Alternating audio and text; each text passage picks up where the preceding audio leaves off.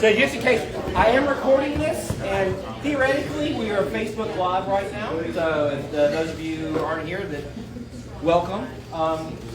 Again, my name is Tony. This is the Midland Scuba Dive Club, and I'm just going to turn it right over to Steve. Take it on, buddy. It's all yours. Thank you, Tony. Hello, everyone. Steve Franklin. I appreciate y'all coming out. I usually don't. Actually, I've never really given any kind of speech about Murray in front of anything about a small league. It's not really what I do. I guess now I'm doing it though. 2010, I started exploring Lake Murray. I was very curious in the history, and it's been almost 14 years now. I've got hard drives and everything full of pictures, videos, everything. So I had to spend almost 2 full days figuring out how I was going to do this, subjects I'm going to pick and all that. So hopefully you'll enjoy it and learn a little something from this presentation. I want to thank Tony and Kim who got me here. Sorry it took so long. All right, so there's Lake Murray. We all know Lake Murray. It's a beautiful lake. Pretty much filled up 1930. You can see the dam here. Yeah. A little bit louder. Okay, I'll try and talk. All right. As long as the voice will hold up. So there's Lake Murray. So on to the history. So a little disclaimer, like I was saying, I don't usually do this. I'm not a historian or archaeologist. I'm just a hobbyist. I'm just sharing with you what I've learned. There may be some incorrect things, maybe pronounce things wrong, something like that. One thing I've learned about the history around here, going back to 1670 when settlers first came and settled in South Carolina, was some stuff was written down, but a lot of stuff was handed down over time by a voice. So it's changed a lot. Stories have changed, especially when it comes to what's beneath Lake Murray. So if you know a story, if I tell you something that's different, then please let me know, because I'm always wanting to learn. It's just personal about me. I moved here in 2009. I have no ties to any of the family names, anything from here. So I think that's a lot what really spurred my interest, was a lot of the names like the Wingards and the Raws and so forth, the Younger and Long, all these families that descended way back from the 1700s, and still families here today descended. So, and everything that involves the families that lived in the Scuba, the Valley, Dutch Fork, all that.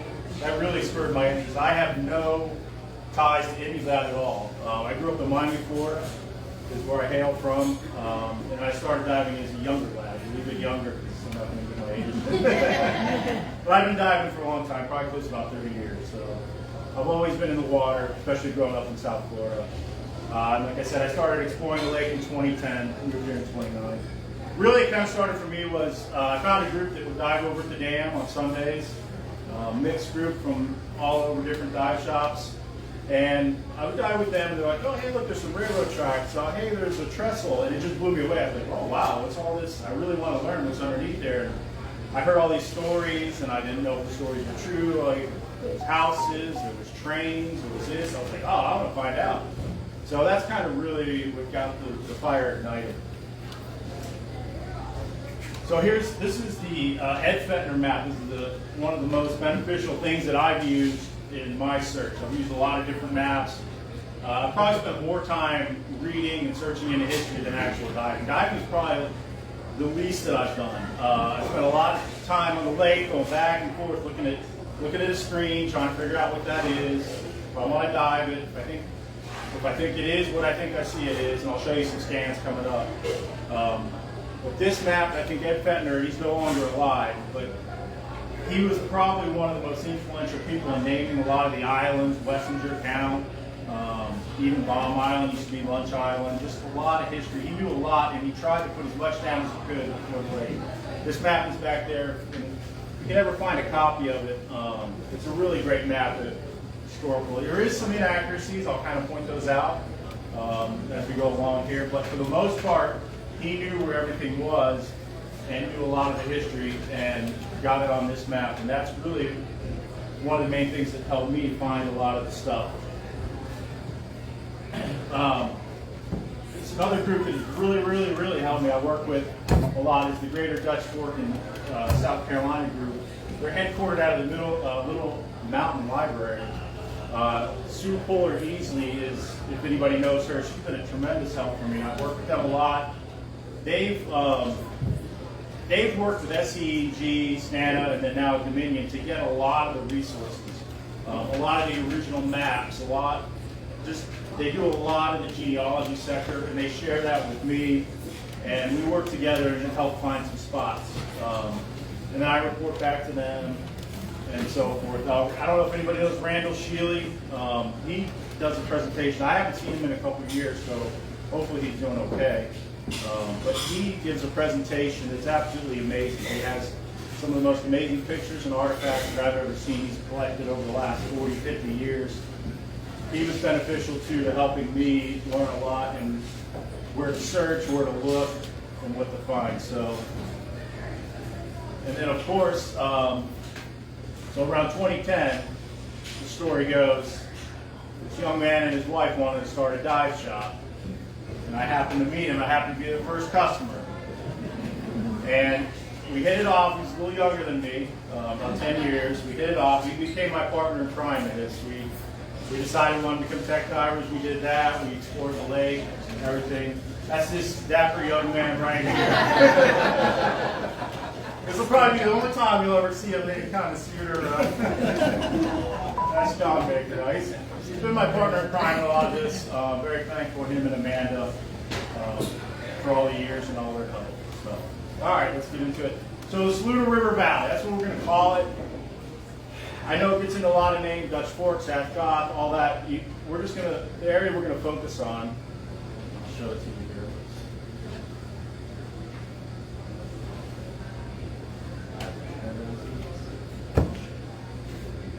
Sorry.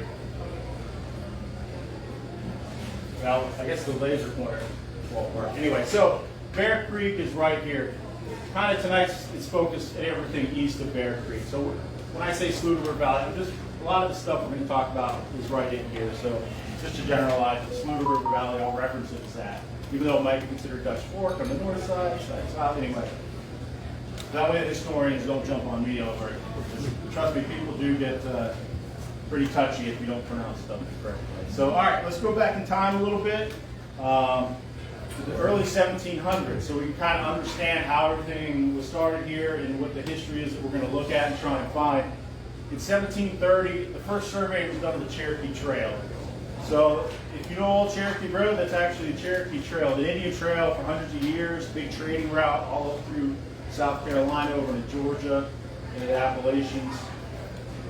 The early settlers first came, and the first settler, General George Hunter, mapped it out because all the immigrants were starting to come over from Europe. The king was offering land grants and saying, hey, I got this great land in South Carolina. It's got rivers, it's got grass, great barbecue. You guys can head on over. They went and they started mapping it all out. Then, kind of in the 1730s, after it's mapped out to the 1750s, Indian traders came over. They traded with the Cherokee, a couple other Native American tribes. Then, around 1750 is when the land grants were starting to be issued from the king, and settlers started migrating and settling in this area, in the Scuba River Valley. They came into Charlestown, which was called Charlestown. That's where the first settlers arrived, and later became Charleston.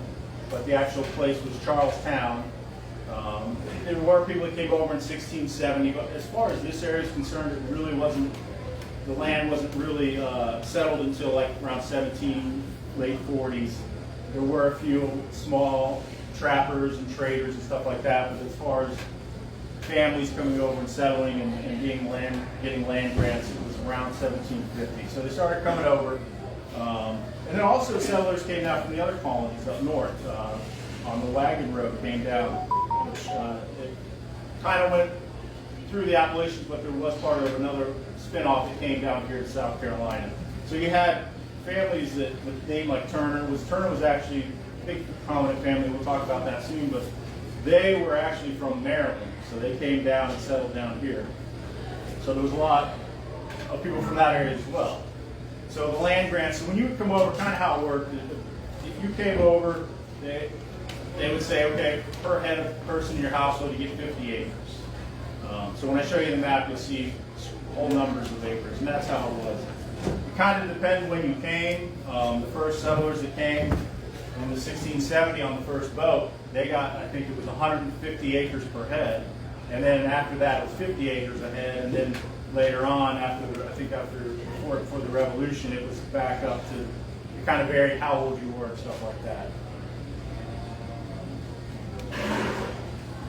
So I just wanted, this is here because the Cherokee Road. So if you see the old Cherokee Road, cuts through the lake. This is Shoal Island here. Over here is Beach Creek, so south part of the lake, Lexington. So as a diver, what's interesting about Old Cherokee Road, you can still see for the most part of it on sonar roads, because the roads were kind of indented from travel. In fact, even if you go on Old Beach Creek, part of Old Beach Creek here where it was the old Cherokee, you can still kind of look and see how where the land's not developed, it's raised up, and that's where the old trail was. But this right here, I know Hallmark Island, this runs, I've dove over here looking for the school remnants. There's not really anything. But, you know, you could go as a diver, it's pretty shallow, 20 foot or something, and you could search along the old road. You could probably find old arrowheads, you could probably find artifacts like that. I mean, they're still there. This was a road that was used by Indians for hundreds of years, so that's kind of unique. It gets a little deeper out here, it cuts over Shoal Island, goes up over there by Bear Creek. So that's kind of unique as a diver. You can dive old roads still in Lake Murray. They're there. And River Road is another big one. We'll talk about that. I've dove that and found some artifacts there as well. So this is one of the original plats. So when I talk to you about the acreage, you can see the name. It says the year. So 50 acres, 1750. I know it's hard to see in the back, but if you can see the colors. So the pink is the surveys, 1749 to 1760. So that's kind of what we're focusing on this first segment here, and then up to the Revolution, and then after the Revolution. This is the Wise Ferry Bridge. Baum Island is right in here. And this is looking westbound. So you can see all these initial settlers. They're all around 1750, 1751, 49. So you can see how they all kind of settled right there on the Saluda River. And then as time went on, they expanded. That's how it kind of settled all through up the valley, up into Newberry. And then in 1758, 1761 was known as the Native Americans Uprising. The Cherokee Indians were pretty much not happy with, at the time we were still British, we hadn't done our revolution yet. They were not happy with the British and the settlers who moved in here, so they would attack. They would raid. Now, to understand how it wasn't like homes and right next to each like, hey neighbor. It was, you had 100 acres, 150 acres, or whatever you had your house, and then your neighbor was another 100 and 150 acres over. It was very spread out. So you had, and the Indians would come in tribes and they would attack, they would burn your house down. A lot of the earlier settlers were killed, steal your livestock, so forth. And this went on until 1761. So they built forts. This is what we're getting at. They built forts to protect during the raids. One significant fort that the British had built, and don't worry if you don't read this, this is back there, I just have this here to kind of point out, was Fort Fairchild. Fort Fairchild is under Lake Murray. Fort Fairchild was on the Saluda River bank on the north side by where the Wise Ferry Bridge is. So this just basically talks that it was built by Thomas Fairchild. It served as a British stronghold during the Native American uprisings in the 1750s. So they built this three-sided fort there to protect the people around and also for trade and also against the Indian attacks. And then it was destroyed in the Revolution as far as the fort itself. So Fort Fairchild was built in 1750 by Thomas Fairchild, the British fort. So they supplied the funding for it, they supplied the weaponry, they supplied the British soldiers that there were some there. It was a three-sided wooden fort, and it had a small fixed cannon. I don't know the size of the cannon, but it had a cannon. The It was kind of designed for, there's not a whole lot of information, but what I have read and have learned, and this is where a lot has come down through stories over the years, is that if you figure kind of like almost a U, 3 sides, the entrance was here, the cannon was right here, the entrance, and that was where you fought everybody in the entrance. Because we had these big walls and they would attack at the entrance. Kind of like 96 fort up in northern South Carolina. That's how that's built. It was not that big, I don't think. It was a much smaller fort, more like a post. But anyway, the cannon was there. The cannon was tried to rescue by Bachman Lindler in 1929 as the water started to rise on the Scuba River when the lake. His mule got stuck, he couldn't get it, so the cannon's still there. Here's where it is, Fort Fairchild. Here's the Wise Ferry Bridge, here's the Saluda River. This is the Spence Islands right here. So when I said earlier some errors, he says the stone trading post is here. That threw me off for 2 years because I looked all over there for that damn stone trading house. But it paid off because I found some other stuff. Stone trading post is over by the towers. We'll get to that in a little bit. But that's where Fort Fairchild is. All right, so this is a sonar scan of what I believe is Fort Fairchild. So to understand the scan, this is the dividing line. For those of you who aren't familiar, this is a side scan, and this is a down scan. There's a forest there, a whole forest. That's why there's a lot of, this is all trees. This is the bottom. This is about a 20 to 25 foot, I don't even know what to call it, an artillery bunker. This is where I believe, and if you understand the sonar, there's a very, very defined solid object there, likely of metal on the top. I believe that this is the cannon, in my opinion. If this was the cannon turret, and this would have been in front of the fort facing the Saluda River. Very large. You can see there's a lot of trees there. Here's another scan. This is a scan with a Tobel recording side scan sonar, an earlier generation, but this is it over here, so you can see how large it is, and you can see how the ground is mattering. So in my opinion, everything that it's in the perfect location.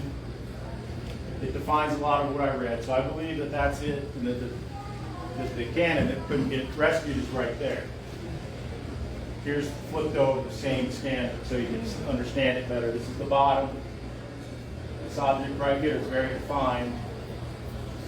The way sonar works is kind of like radar. It will send out the sonar signal. It'll go through some stuff like real soft, silt, stuff like that. But anything hard, it gives a really hard return back. And you get hard returns like that, and it's a lot lighter. Dark is a shadow. So the object is long and cylindrical, and that's its shadow that it's presenting. So I've spent a lot of time looking at sonar, so if you can trust my opinion. So you're like, hey, why? So you should go on it. You got a cannon, right, in your backyard. Well, no, I don't, because John and I tried to dive on it, and this is from one of the dives. We tried it twice. It's a forest. It's down in a forest, about 140 feet deep. So this is one of the dives. I'm following John down. We dropped an anchor line on it, snaked its way down through the trees, and we tried to get down there. And you'll see here, we'll start getting into tree branches and everything else.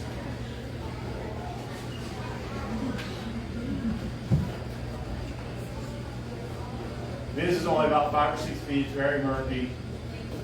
So we had hit one tree branch at 70 feet, and we weren't expecting that. We thought it was clear. So that kind of threw us off, so we continued down.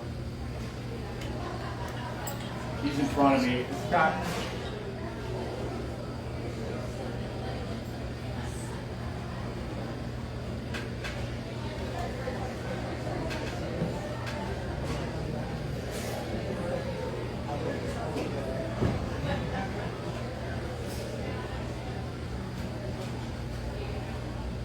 had done, this was probably 2015, 2016, I think. We were still in the throes of our technical training and all that, so that's why. So we start hitting the more of the branches. Now the rope caught up in the branch.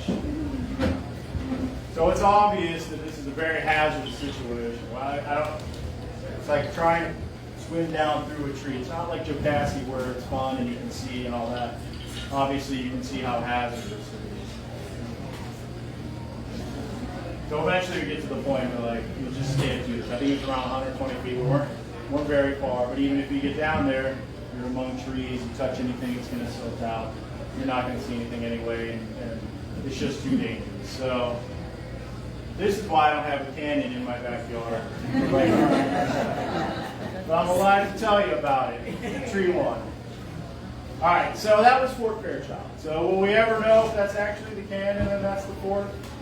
I doubt it. We had access to an ROV. Same problem. We send an ROV down through trees. It gets stuck. Who has to go get it? The diver. Maybe we could do a drop camera on the line. I don't know.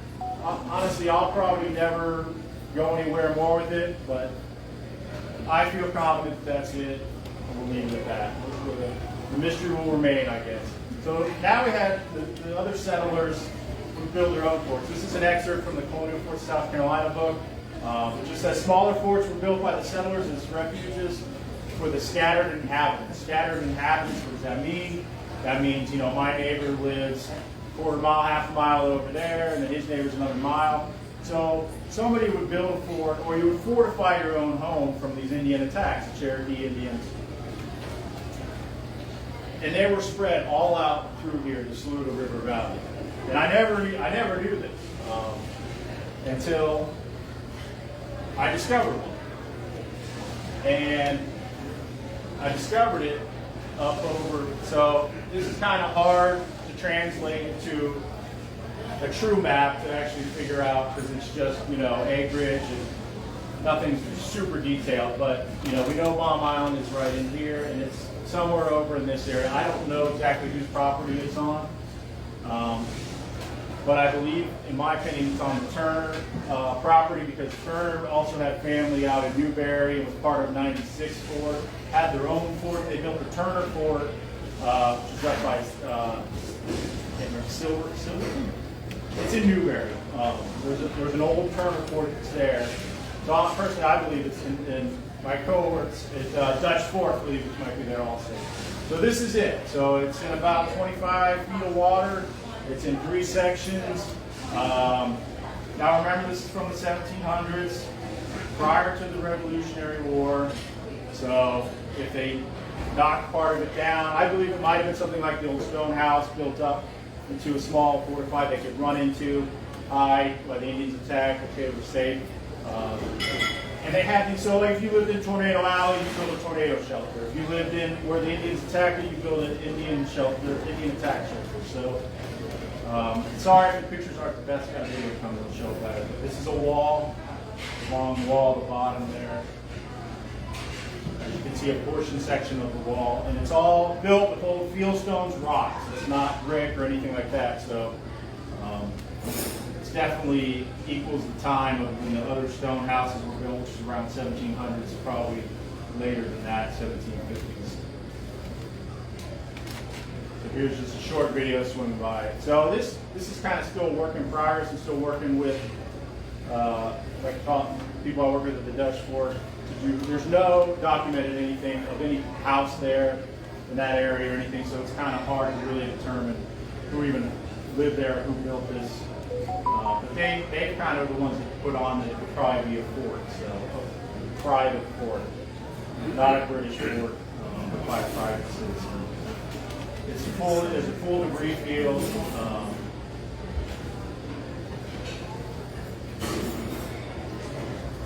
See, it's broken down in a lot of places. But there is a pretty big section. I think it's about 20 feet long, about 3.5 feet high. Probably about 2 feet wide. So that's the fort. So that's forts. That's the Revolutionary period.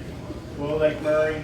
Now let's jump forward about 100 years or so and get into the Civil War. So Civil War here in South Carolina is a big thing.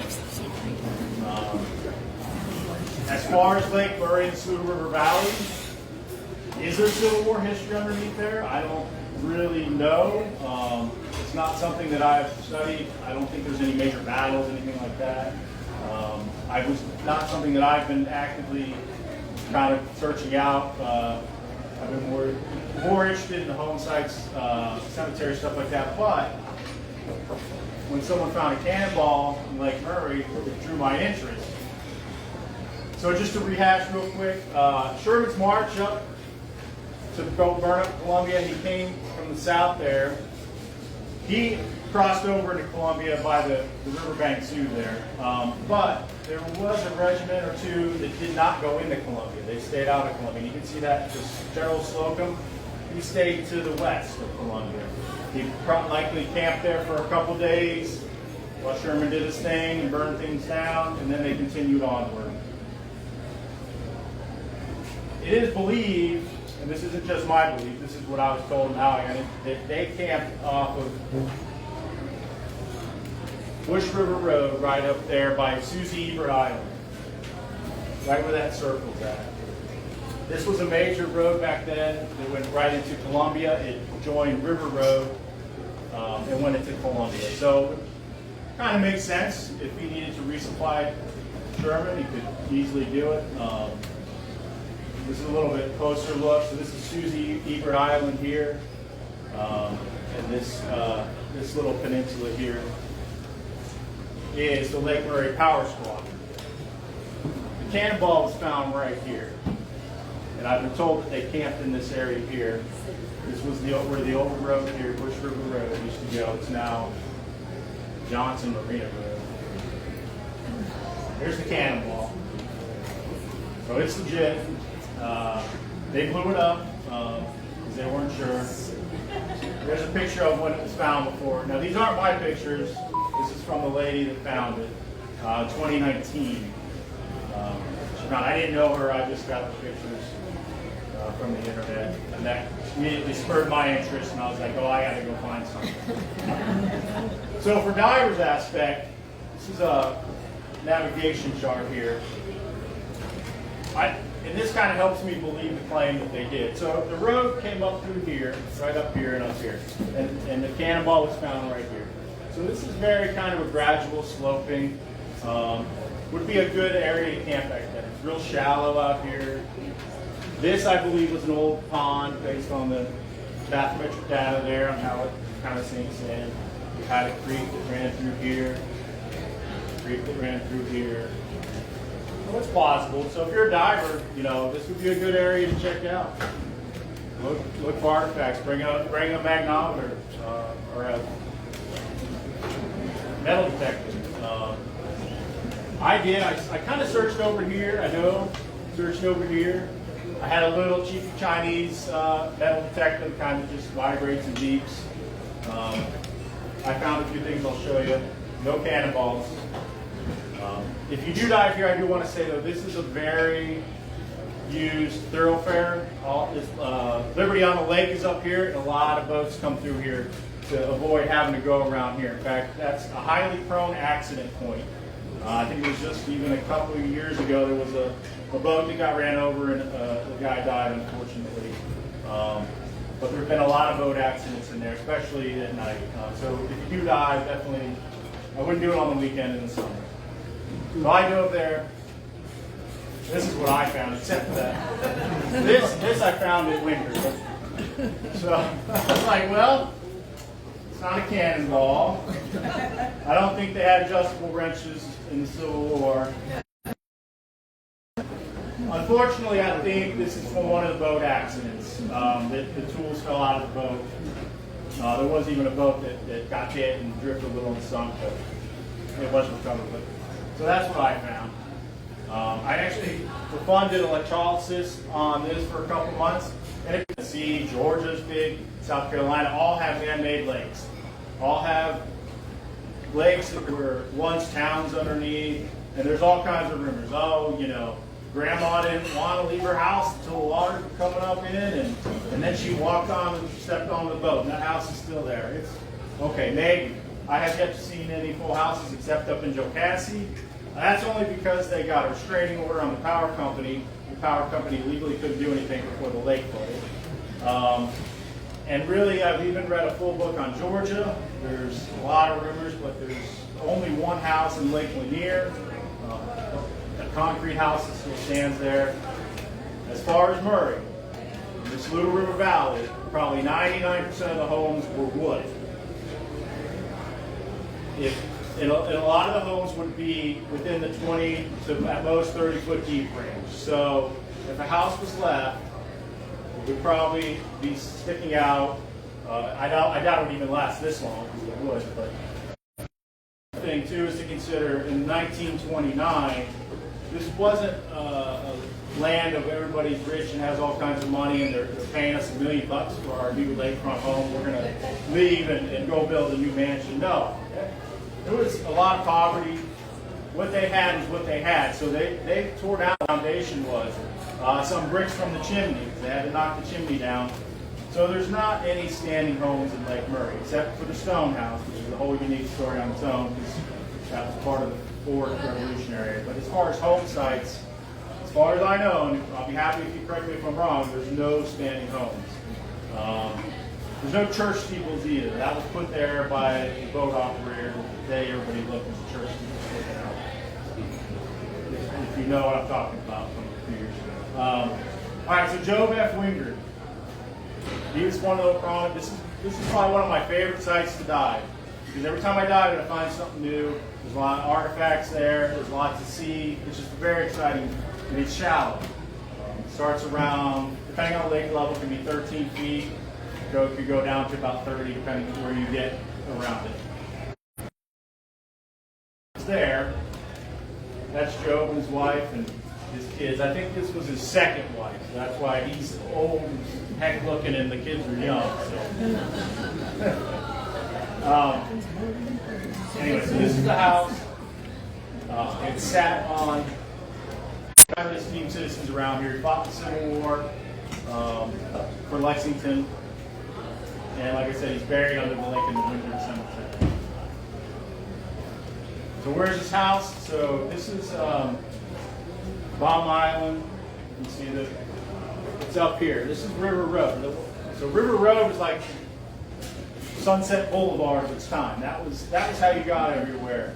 You got on your buggy or on your horse and you went down, and then you'd get off these little roads. These dashes are just little trail roads. It was all dirt, obviously. But he lived right on the house. Kind of shows it off, but the house is actually literally right on River Road. And you can see it on the sides. This is a better picture of this house. So you can see the bricks. The bricks are all still there. The house was dismantled and taken away. The fence is gone, and they cut all the trees. So what's there? Well, there's a well there. There's actually two wells. This is one of the wells that was left. I believe that this well was not in use at the time that the lake was flooded because it's closed off on the bottom. And then there's another more modern well, the kind that you would have a pump, which is where you dig in, put a pipe in, have a pump is nearby. And I think that was at the time in 1929, the well that they used for this, they just left there. This is the bottom of the well. A lot of fish there. You can see it's all closed in. There's no like deep hole you can look down into like that. But it is a home for fish. This is the other well. It's basically a pipe and they just enclosed it. I think probably there was a wooden structure or something around it, and probably with a pump and all that, but this is what's left there today. This is where the old home site was. It's just hundreds and hundreds of bricks. Now, this was in the summertime, so they're covered with algae. It's not that they're all deformed, it's just the algae that's on them. It's very shallow, like I said. Sunlight penetrates pretty easily, so you're going to get a lot of algae growth. Just bricks everywhere. Bricks. And if you clean it off, you can see the bricks are back there. You can see them. Feel free to pick them up and look at them. So these bricks are kind of special too. I'll get to that. There's a big tree there that was there. It's been cut. It shows you there's a lot of fish life. So this is what I found, the doorknob, which is back there. Feel free to pick it up. I assume when they took the house apart, they just threw the nails on the ground and left them there. They do not survive out of water. You take them out of water, they just kind of break apart and crumble. I'm surprised they even lasted this long. But they're there, and there's a lot of other stuff there. It's a fun place to go look and just check out. So this is Lynn Winder. In 1990, they lowered the lake to work on the dam. I think at least 20 feet. I'm not sure. So now there's some trees and all that. It's pretty obvious, and I've done it. I've taken. Probably don't remember doing. I took you out there one day. We walked the road, and I talked about how the wagons come through here. And it was fun. So if you ever get out there, check it out. If you're a metal detector, it's probably a good place to probably find. I assume they're descendants of the Winders, and they have their bricks. That little girl's probably 30-something years old now. I wonder if she still has the brick. That makes me feel 1990. Yeah. So the brick. We're local. I find these bricks all over the lake. I found them in some of the cemetery areas. I found them where their home sites have been. Not significant like the Winder house, but you can tell they're bricks. And they come from the Guggenheim, if I say that correctly, which is down in Casey. Owned by two people. I don't know if the homes were in the exact same place. Again, these were wooden homes on top of huge stones. So, it's not like the home was, he bought the home, could have built it next to it after. But the first is Henry Libran. He died in 1837. I'm not sure when he built the house. And the Derrick home, I'm not sure when he built it there. But obviously it was removed 1929 for the lake. This is over here. This is going up Bear Creek. So Shoal Island would be kind of right in here. It was up in this area, and I'll show you a better picture. The map doesn't really kind of do as good a job as the photography there. This is the Derrick home. This is the home that was there before the lake. It was removed before the lake was built. So this is I'm not sure which Derrick, because there's two brothers. The history, I haven't been able to really figure out which one. As you can see, it's a wooden home. It's on. So when you're doing the side scan sonar, you look for, as I call it, what God doesn't create. God isn't, in my opinion, doesn't create symmetry or certain right angles, stuff like that. Of course He does. But, you can see here perfectly symmetric. The stone splits. If you're looking out 65 left, it's only 16 feet. That gives you 50 feet. So you're looking at probably, 30 feet. So that 30 by 40, that's a home site for sure. A lot of people would go by, wouldn't even really think it's stumps or something. Here's a stump, look over. So that's kind of what I look for. Now, I'm not just randomly finding it. I did my research. I kind of knew where to look. I followed the maps. But still, and you're like, oh, okay, yeah, I can find that. You get out on the lake and there's this big lake, and you're like, wow, where do I start? So usually I try and start with a known object on the shore, if I'm close to the shore, or depth, or some sort of starting point, and work from there. And trust me, I've spent a lot of hours working, not finding anything. I haven't really explored the whole site yet. I've been meaning to get back. You can see it probably been toppled over or something, but this is an area where there's no boulders. It's all flat, so it's not like, oh, they could just be a coincidence. And I just kind of follow the line and go. You see a couple of them. And really, this is the history, what's left of the home sites. I mean, this is Granny's old house, like we thought the story was. So left, and I'm sure in this site you can find all kinds of little artifacts. The big thing would be to find where the trash area was. All the old bottles, stuff like that. All right, kind of give you some perspective. So the X is where the house is. The cross is where the Libran Cemetery is. And then the circle is where the Libran Church was in the 1800s. That circle, as you can see, is not developed. want to sell it for a lot of money. No, it's actually owned by Dominion. That's Dominion property, and the church ruins are on that land. I have not been on there yet. I tried to go on once. I think it was low, and I couldn't.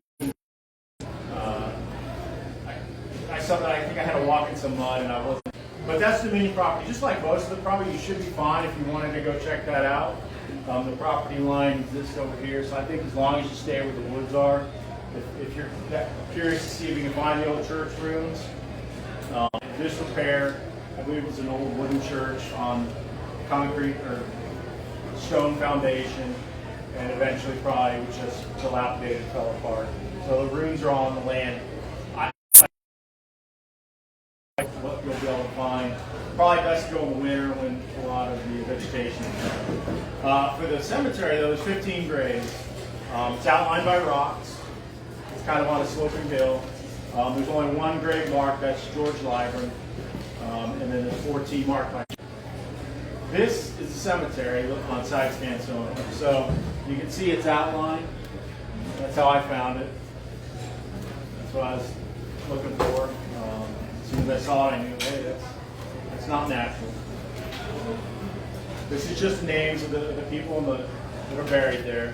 George Libran, he's the only one to mark headstones, and the rest were marked by field stones. So here's a little dive on it. Now, I didn't go and try and inspect every stone and try and find the one that was marked. I just kind of go around, be respectful of this document.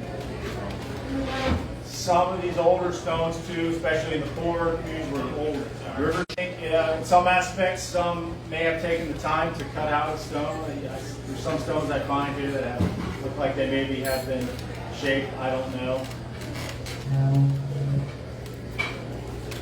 So these here that you look at are the field stones, and then I'll swim into where the stones marking the area are.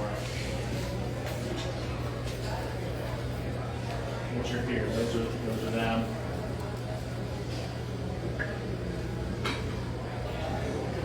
And then this stone, I thought, yeah, it's kind of has. As you can see, this is shallow. I think it's 16, 17 feet. The summertime, all the vegetation. There's the stones that outline it, and all the algae. All right, so that was the Libran Cemetery. Now there's kind of a shared cemetery, the Libran Roch Family Cemetery, which is up Bear Creek from there. So we were down here, Main Lake down here. This is Bear Creek that comes up here. And it's up right in here. The Libran Roch, I said it correctly, cemetery. This is it here. It's right in this area here. So this is 2004 when they lowered the lake, and I believe this is 2019. These are good org images. So it kind of shows you the differences of when they lowered the lake. And I believe that's more than 10 foot, because I think they were working on around 15 foot there low from 358. And this is normal pool. This is a 10-foot low. So this is someone went out, took this picture. So this is it's there. I went out in 2019 when they lowered the lake 10 feet to try and find it. So this was exposed, and I believe it was in this area here, is where that picture was taken from. My little boat here. This is where I believe it was. I did dive. The visibility was terrible. It wasn't even worth showing the video because you're not going to see anything anyway. I found some stones. I thought, hey, that might be it. I don't know. But that's where it's at. All right, now the Salt Family Cemetery. Salt Family Cemetery is located off Dreher Island State Park. You can actually, I think some people have done a beach dive to it. It's just located. So this is where the new cabins are. If you're familiar with Dreher Island that they built, and then this I think is the day use stuff close to the shore there. So it's kind of right off this point. I think it's at about like 16, 17 foot at normal pool. This is it here. This was taken when the lake was down, I think in the same time, for 2004 or 5 when the lake was down for maintenance. I have had zones like this as they're pushed down by other people because they're considered a hazard. Some people take it upon themselves to do that over the years. So you'll see that coming up in the Mount Pleasant Cemetery. They pushed everything down, and boats can't really get through there anyway, so I don't know why they did it. This is another picture of it. This was just a small family plot, sold to family. I think there's 6 or 7. I think 5 or 6 are marked, and I think there's 1 or 2 unmarked. So you can see this is the drain. This is the cove, and this is the point right here. So you can see it's not very far. It's on a hill, so if you dive, you just kind of dip down in a little deeper water and come up. But you know, in the summertime, that's a busy area as well. So you're going to shore dive it. I would do it during the week. Make sure. All right, so Mount Pleasant Cemetery. So Mount Pleasant Cemetery is one of the most, what I call, ornate cemeteries out there. I think it was, some of the headstones are very ornate. It seems like it would be more modern. It wasn't just, you know, a simple headstone. Familiar? It's located right here. So the history is in shallow water too. It's only about 10 feet deep. This was the church, Mount Pleasant Church, and then home was. So in 2014, I did a dive there. I made a video, and Susan Hawkins Brown, if anybody knows, contacted me, and we, long story short, we became really good friends. Well, her grandmother, so she was very special place to her. And it became a very special place to me. Just hearing her stories and knowing someone that is attached to it. In 1990, she does not dive. She got to walk out there along with other descendants and family members and actually see the graves for the first time. And she was from the Long family. You see the Long, L-O-N-G, Long gravesite there. So that was very special for her, and she appreciated that I was respectful of it, and you know, I've taken her out to the island so she could walk around, and then we did something very special. Her grandson Daniel, he's about, he's 19 now. He's a diver. He started diving young, about. And she always wanted him to go dive and see his great-grandmother's gravesite. That was something where she's very close to the grandson. So we finally made it happen. And it was real special. Just showing you here. I put videos from the last 12 or 13 years of diving. This video is from when we dove with her grandson on this site, and it was kind of a very special day for all of us. Play here. A couple minutes. So these are the pictures that she took when she got to go. So you can see the stones. They set them all up. The blue is from when they marked them, that special paper. That's why they're blue. I think there's around 20-some graves here. It was one of the few spots that they covered with concrete. They didn't want the bodies to come out, so you can see the concrete. You can see how they're knocked down. That was knocked down. That's her family's Long. So there's Daniel. I think he was 16 at the time. This was in 2019, or 2021, in November of 2021. So not long ago, a year and a half ago.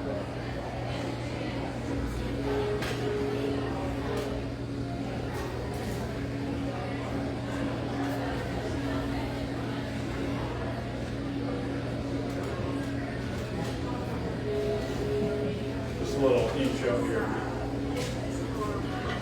Don't worry about not hearing what she can say. She's just commenting on it.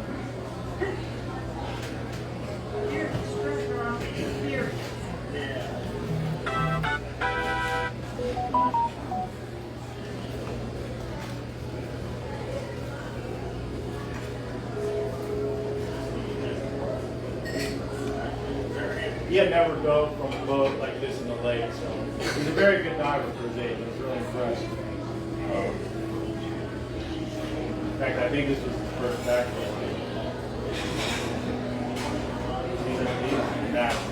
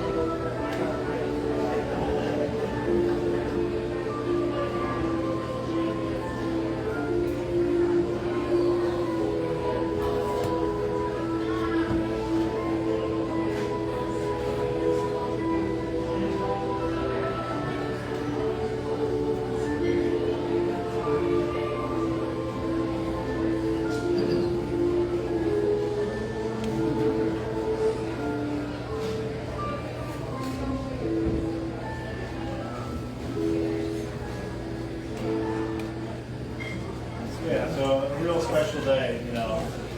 Funny how things come once again back full circle. You know, here the young man is visiting his great grandmother underneath doing something he loves, and I think mostly it was real special for Susan. All right, so Widespread Bridge. I can keep you here all night long talking about Widespread Bridge because we dive this thing all the time, and we're always discovering something new. I'm just going to really just talk only about a few artifacts that I have brought. There's the bridge. I wish they would have gone the other side to take a picture. It would answer a lot of other questions. But we'll just dive in and find out. The artifacts I have are actually from the other side. So these are called piers, bridge piers. The bridge pier on the other side, it's kind of really the same. The roadbed comes out elevated, and then you get into the actual bridge with the piers. It has, I don't even know what to call it. I've tried to search, and I call it access tower. It was a wooden, kind of enclosed, maybe 4 by 5, I don't know, wooden tower that went up. You could crawl inside from the bottom, climb up the ladder, pop out the top on the roadbed. I think it was more for workers, something to give them access from down below. I don't know anything beyond that. It stood for almost 80 years. Well, actually, the bridge was built in 1911, so 90 years, almost 100 years that thing stood. When I first started diving the bridge, it was there. It was mostly intact, I remember. I don't have any videos of it. Over the years, it slowly started deteriorating, and then in the last year and a half, it finally collapsed on itself. The video you'll see coming up was about a year ago, and you can see that it was, a lot of it, what it is it's the nails. The nails were nailed in with rot and rust away in between, and then the boards would just fall.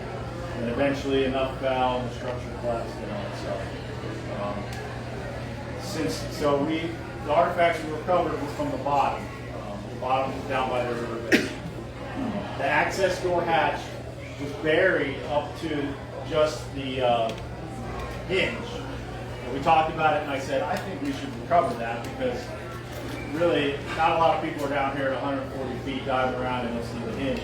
So we decided to recover that, and we're in the process of restoring it, or saving it, I should say, not restoring it, saving it. The way we kind of save it is we'll epoxy. I found epoxy works for that because it just encapsulates it. Everything that you bring up, especially from down deep, if it's metal, is going to deteriorate super rapidly and usually fall apart and crumble and disappear once it hits the oxygen. So if you don't somehow figure out how to save it, I've tried electrolysis on some things, but some stuff is just so far gone, you're better off just encapsulating it. So anyway, continuing on.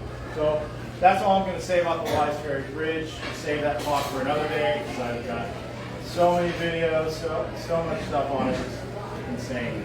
We love diving this. We can go deep, we can go shallow. John and Amanda and Jason here, Jason, they've been doing a lot of exploration out beyond the bridge and finding a lot of unique things.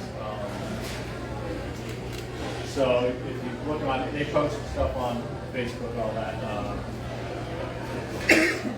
Sorry, it's not the greatest photo. It's a photo. I took a photo, but this is what I was talking about, the access tower, and this is where the door was. This photo was taken by somebody else. I don't know when. It had to be probably in the 80s, maybe early 90s. I'm not sure. And it kind of shows, you can see the access door and what it was. It's the best thing I could find, really.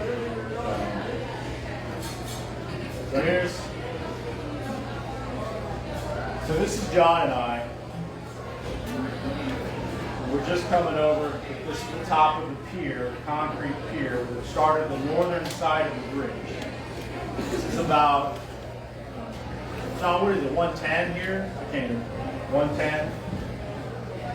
And it's actually pretty high because it's about 130, 135 right at the base, and then it immediately falls off. So here you can kind of see it. It will be a little bit better. So you can see it's already starting to collapse from the top, it collapsed in on itself. You can start seeing the wards. So this would have been the outside, away from the bridge, and on the inside is where the person would climb up. You can see on the one right side, it's just all already fallen out.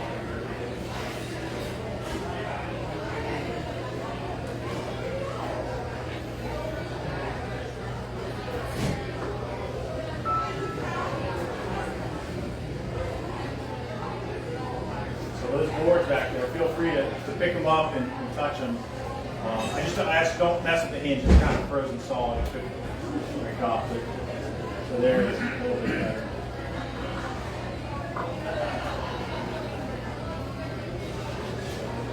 You can see we're just kind of descending.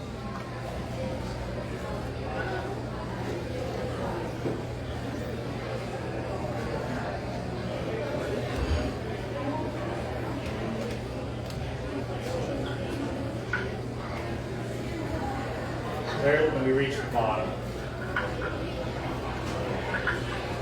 Sorry, it's not the best video work. Alright, that's me there.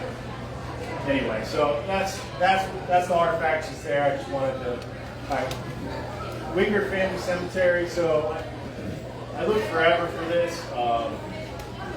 I finally discovered its location about 2 years ago. This is the biggest cemetery in the lake. It's still an ongoing exploration. I don't really have any good video or anything to share. This is photos of the cemetery before, obviously, the lake was flooded. The iron fence is gone. That was taken out. and unfortunately the way I found it is everything's kind of in a long pile, maybe 20 feet long. So I think they went in, took the headstones, and just made a pile with them. You can see there's a lot of stuff. I can't remember how many. I think it was over 100 people, I think, were buried. So the reason I know I found it, there's our buddy Joe Franklin. So this is from a book I have that lists all the cemeteries, who's in them. It was compiled by the county, or the Lexington Water Company, who was part of building the dam with Mr. Murray, and they were part of the records for all the cemeteries. So if you look at Susan Wingert Henry, and you look at the dates, in 1917 she died. Here's one video I do have to share with you. This is confirmed. This is her headstone. Like I said, they were in a pile, so a lot of headstones were upside down. You know, I'm not one to go. And luckily, this was right there. Just wiped a little bit of the algae off.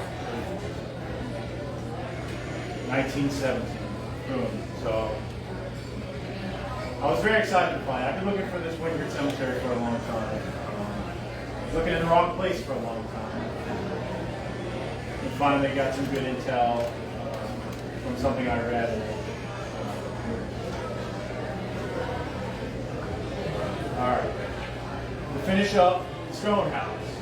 So I mentioned the stone house before. It was built in the 1700s, likely the early 1700s.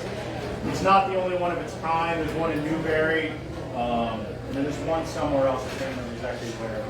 Like I said, they were built as forts and trading posts. The one in the lake was used as a fort, not a fort, I'm sorry, used as a shelter for Indian attacks. And then it was later used as a home by the lockkeeper of the Dreyer Dam. The Dreyer Dam was just down the hill from it. And then eventually it was abandoned, and it sat there until they came in and built the dam. They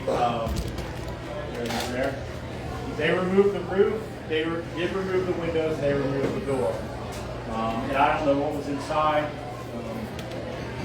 They cut down all the trees around it. There was some sort of structure here attached to it. That's no longer there. It's a quarter mile from the towers, due west. Sits on an old hill. Here's an old picture. I love this picture. It's kind of a cool picture. You can see the train coming across the dam. Here's the river. It goes up and it comes through underneath the bypass door. I can't think what it's called. It goes underneath, so they haven't flooded it yet. Over here is the hill. The stone house is right there. That's a really old picture. Here's another cool set of pictures. This, it looks like they're starting to fill the lake. You can see this is where they bypassed it. So we'll zoom in on. So this is looking towards the lake, the Lexington side recreational area. And I'm not 100% sure. I think this is Jim's Hill. Jim, there's Jim. Raise your hand, Jim. Jim discovered that hill. We call it Jim's Hill. It's excellent. It's a really cool site. It's either that or that one. I think it's this one. It's a really cool dive site. It's got a lot to offer. So we zoom in on, or here's this picture from the one from the bottom. So of course immediately I look over here, I see the stone house. There's the hill. There's the path. You can see on the sonar coming down. I know it's hard to see, but it's there.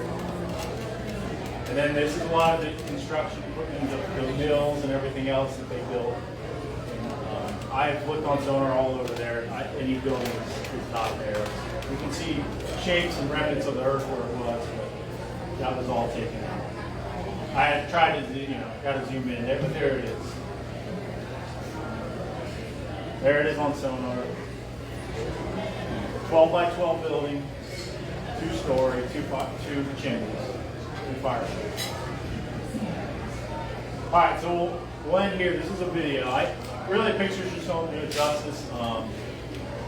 Just to preface this video, so we only really dive this certain time of the year.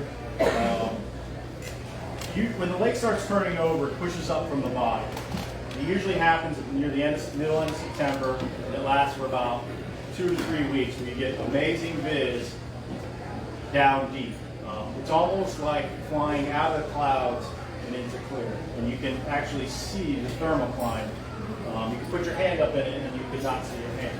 So that happens at a certain time of the year, and that's really when we dive. Is you enjoy diving because you can see also the bridge. We usually dive the bridge until we see that viz, and then we hit like the stone house and other places that we want to dive to the deep where we want the viz.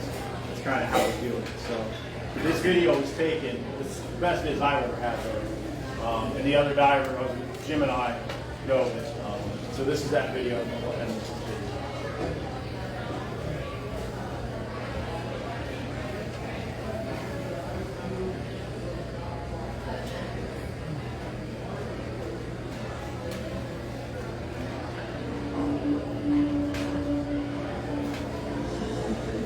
Coming down from the roof.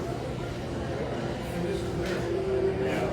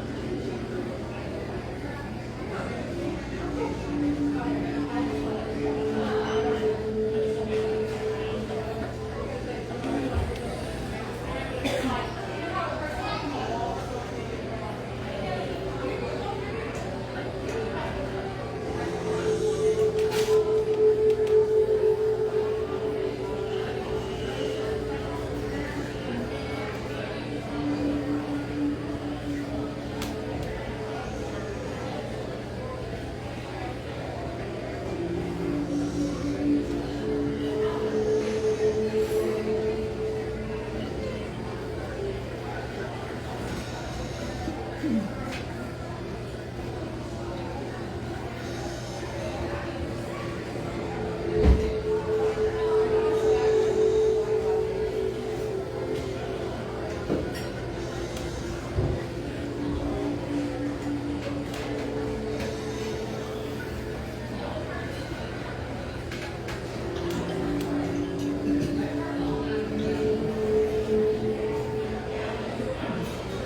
right, well.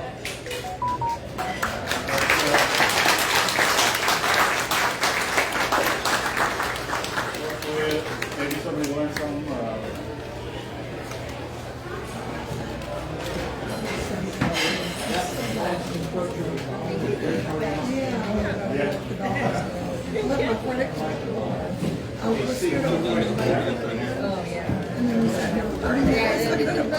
Turns out. Anyway, good luck in show.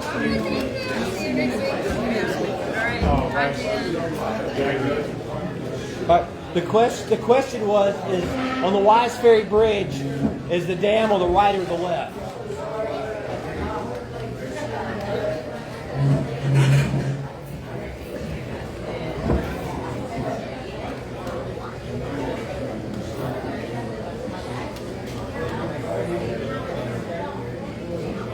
So the river's flowing this way towards Columbia.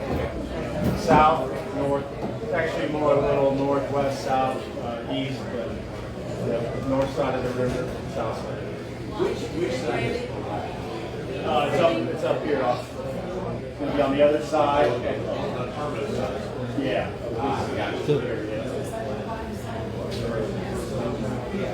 Black, right.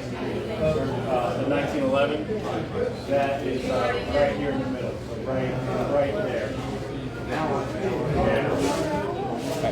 So, I'm going to jump in and say thank you, Stephen. Another round of applause.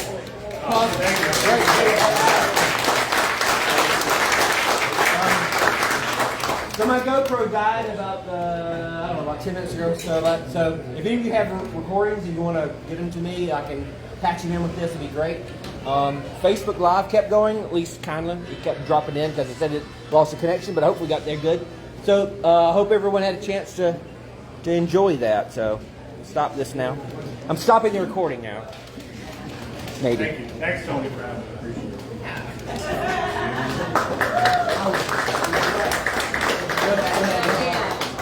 it.